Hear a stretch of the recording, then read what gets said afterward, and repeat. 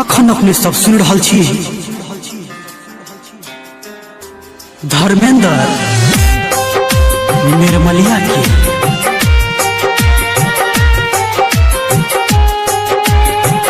मां Gayatri recording studio. DJ Ritesh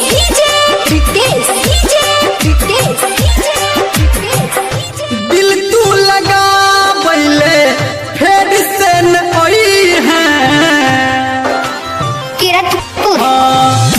दिल तू लगा बैले फिर से न आई है अब जो जो जो ये पगली भूला तू जई है अब जो जो जो नग पगली भूला तू जई है।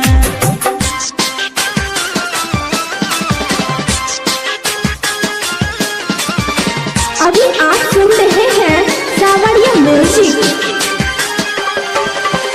डीजे रितेश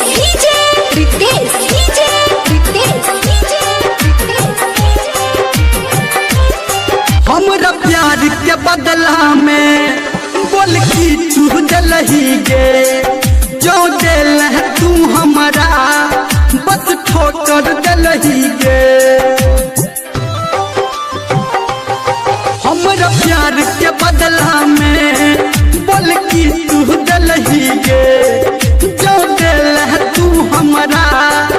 बस ठोकर दलही गे बेवफा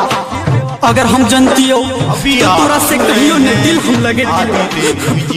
याद तू की करबा है गे हमारा बिसरी है अब जो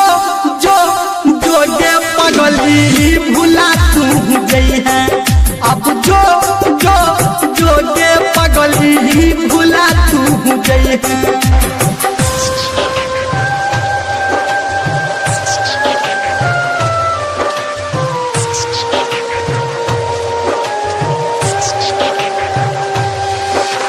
डीजे रितेश तू प्रीत छला हमर हम तोहर धर्म गे छोड़ले धर्मेंद्र के केला कौन तू करम गे तू प्रीत छला हमर हम तोहर धर्म गे छोड़ले तू धर्मेंद्र के केला कौन तू करम गे जान कोना भुला दिल वादा बोलना जौहर तू कीन के जल्दी भेजई है अब जो जो जो ये पगली भूला तू जई है अब जो जो जो ये पगली भूला तू जई है।